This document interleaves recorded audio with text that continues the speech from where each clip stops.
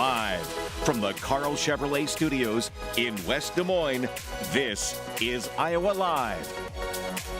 Welcome back to the program, everybody. Well, we are still feeling some of the effects of the Iowa State Fair, which ended a little more than a week ago, but there's some things that are happening at the Iowa State Fair and at state fairs all over the country that actually began here at the Iowa State Fair. We are going to learn all about it because it's time for the Iowa Almanac with the one and only Professor Jeff Stein. Hello, Professor. Happy Monday to you, Lou. Happy Monday to you as well. You know, a lot of people enjoy the top tier level of entertainment, and especially the Iowa State Fair, but it's state fairs across the country.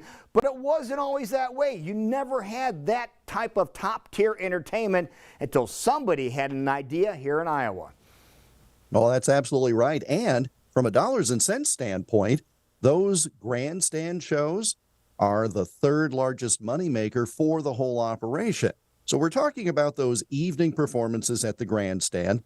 But those did not start. They're commonplace today, but it was not until the 1960s that the grandstand was beginning to be used for concerts at all. In fact, 1965, that was the very first Iowa State Fair to feature a top-notch performer in concert at the grandstand. How about that? Because the grandstands, there were grandstands built at state fairgrounds across the country, but they were used for auto racing and horse racing.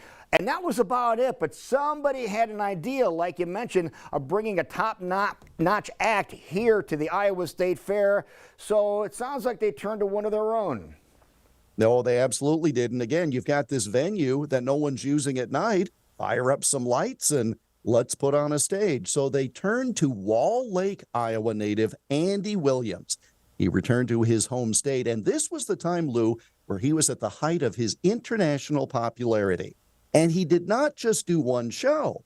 In these early days, they had one performer who would perform on multiple consecutive nights. So it was Andy Williams at the grandstand 5 straight nights.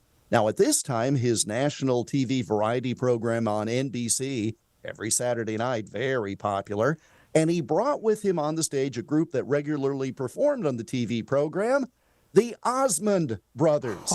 Now, that was fitting in a number of ways, particularly since Andy Williams first performed with his brothers singing on the radio in Des Moines in the 1930s. What? So it all comes around, doesn't it, with the Osmonds? How cool was it? You saw little Jimmy Osmond on that picture, along with Donnie and the gang there.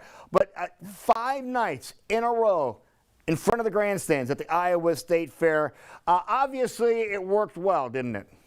Oh, it sure did. And for the next several years, the fair booked a single top-notch act to perform on multiple nights. Johnny Carson brought a stage show there. Several times in the 1960s and 1970s, it was the Lawrence Welk Orchestra.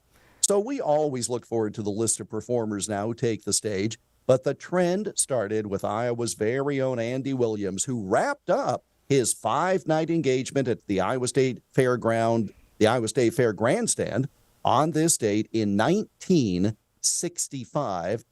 And I think that's 58 years ago today. And a fun fact about Jimmy Osmond, after Andy Williams had passed away, guess who took over running the Moon River Theater for a period of time? Really? Jimmy Osmond. He was the manager of the whole place until he had some unfortunate health issues not long ago. They recently sold to new owners, and after the break for COVID and the financial issues, now there are performances again in Branson at the Moon River Theater.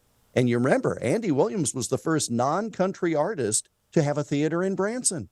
How about that? So many milestones have been achieved with people that are from Iowa and the Iowa ties to all these various connections.